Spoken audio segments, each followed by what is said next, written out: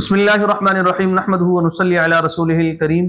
ایک نام ہے شیما یا شیما، یہ نام رکھنا کیسا ہے؟ یہ لڑکی کا نام ہے تو اس کے تلفظ کیا ہے؟ شیما ہے یا شیما ہے اور شیما ہے؟ کیا لفظ حروف کیا ہے اس کے، اور پھر یہ نام رکھنا کیسا ہے؟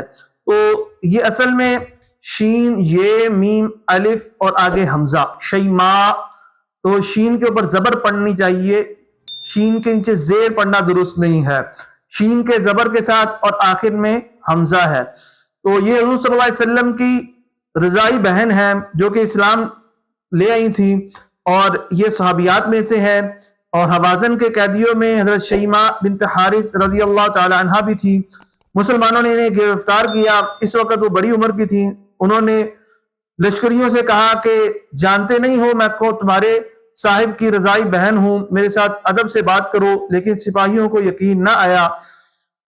انہیں حضور صلی اللہ علیہ وسلم کی خدمت میں لے آئے، آپ صلی اللہ علیہ وسلم نے انہیں پہچان لیا اور دیکھ کر فرط محبت سے آپ صلی اللہ علیہ وسلم کی آنکھوں میں آنسو بہر آئے، اپنی چادر مبارک حضرت شیما رضی اللہ تعالی عنہ کے بیٹھنے کے لیے بچھا دی، کچھ دیر باتیں کی اور فرمایا اے بہن، تم میرے یہاں رہنا چاہو تو تمہارا گھر ہے، اور اگر واپس جانا چاہو تب بھی مجھے اصرار نہیں۔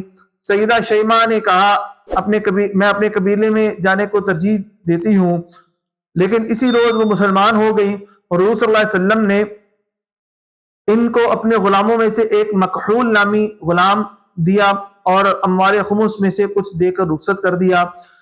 تو حضور صلی اللہ علیہ وسلم نے حضرت بی بی شیما جو تھی ان کو ایک مکحول نامی غلام اور ایک لونڈی دی، جن کی انہوں نے آپس میں شادی کروا دی، تو بنی سعد میں ان کی نسل آج بھی موجود ہے۔ تو پھر صحابیات کے ناموں میں معنی کی طرف دیکھنے کی ضرورت نہیں ہوتی، کیونکہ یہ اب صحابیہ بن چکی تھی، لہذا اب صحابیہ ہونا ہی ان کے نام میں برکت کی علامت ہے، لہذا شیما نام رکھنا یہ درست ہے، بہتر ہے، بلکہ زیادہ بہتر ہے، کیونکہ ایک تو یہ حضور صلی اللہ علیہ وسلم کی رضائی بہن لگی، اور دوسرا یہ کہ صحابیہ بن گئی، تو اس لیے شیما نام رکھنا درست ہے، شیما لفظ نہیں ہے، شیما لفظ ہے۔ تو لہذا میں نے آج آپ کو ان کے متعلق جو ایک روایت تھی وہ بھی پڑھ کے سنا دی، اور ساتھ میں اس نام کا حکم بھی بدلا دیا۔ امید کرتے ہیں کہ آپ کو آج کی ویڈیو پسند آئی ہوگی۔